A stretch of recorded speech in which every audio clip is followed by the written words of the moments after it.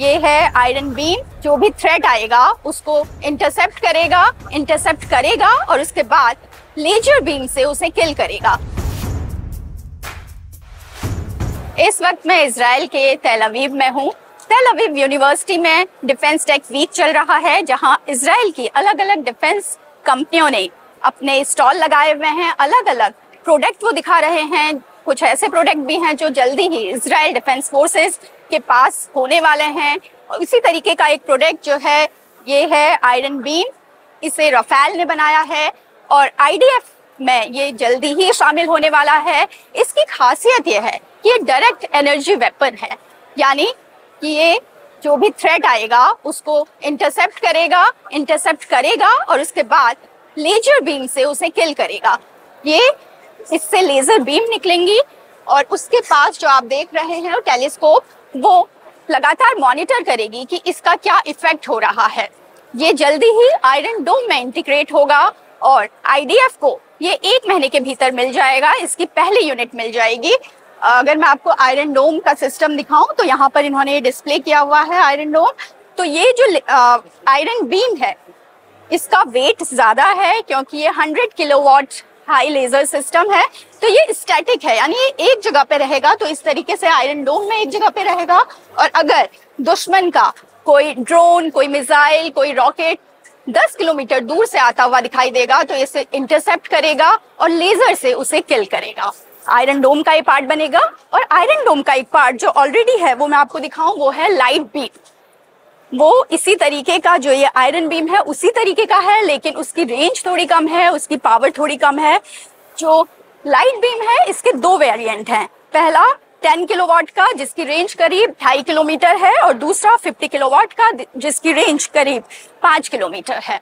तो ये आयरन डोम का पार्ट बनेगा। और खासियत इसकी एक ये भी है कि ये आयरन डोम सिस्टम में इंक्लूड तो हो सकता है, लेकिन ये स्टैंड अलोन भी काम कर सकता है, यानी सिर्फ अगर इसको अलग से इस्तेमाल करें बिना आयरन डोम सिस्टम में फिट किए, तब भी ये जो दूर से खतरा आ रहा है, चाहे ड्रोन हो, चाहे मिसाइल हो, चाहे रॉकेट हो, उसे इंटरसेप्ट कर सकता है, उसे किल कर सकता है। और रिएक्शन टाइम की अगर बात करें तो फ्यू सेकेंड्स, यानी कुछ सेकंड में ही ये खतरे को इंटरसेप्ट करेगा, उसे किल करेगा।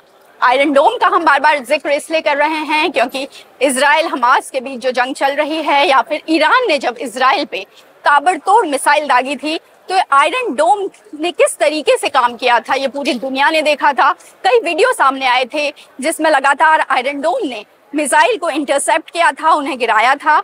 एक्यूरेसी की बात करें तो हमने यहाँ आईडीएफ के लोगों से या कंपनी के लोगों से बात की तो सबने यही कहा कि 100% कुछ भी नहीं होता है, लेकिन आयरन डोम ने 90% तक सफलता पाई। जितने भी मिसाइल आए ईरान की तरफ से उसको उन्होंने मार गिराया, 90% थ्रेट को उन्होंने खत्म किया। तो आयरन डोम का एक अहम हिस्सा ये बनने जा रहा है। 1 महीने के भीतर ये आईडीएफ को मिल जाएगा पहली यूनिट, और उसके आगे भी लगातार काम हो रहा है। और किस तरीके से डिफेंस इक्विपमेंट डेवलप होते हैं, हमने जब यहाँ कंपनी से बात की, राफेल से बात की, जिस कंपनी ने ये बनाया है, तो उन्होंने कहा कि इस पर हम 20 साल से काम कर रहे थे, यानी 20 साल इसको डेवलप करने में और पूरे होने में लगे, और आईडीएफ का जो एक पार्ट बनेगा। और आयरन डोम, और इसकी बात हम इसलिए भी कर रहे हैं क्योंकि भारत के लिए भी एयर डिफेंस बहुत जरूरी है। ऑपरेशन सिंदूर के वक्त हमने देखा था कि किस तरीके से पाकिस्तान की तरफ से सैकड़ों ड्रोन आए थे जिन्होंने अलग अलग जगह को टारगेट किया था। हालांकि इंडियन आर्म्ड फोर्सेस ने सबको मार गिराया था, ज्यादातर हार्ड किल थे। तो एयर डिफेंस पर लगातार काम हो रहा है। भारत के लिए भी एयर डिफेंस बहुत जरूरी है और भारत उस पर लगातार काम कर रहा है। पूनम पांडे, तेल अवीव से नवभारत टाइम्स के लिए।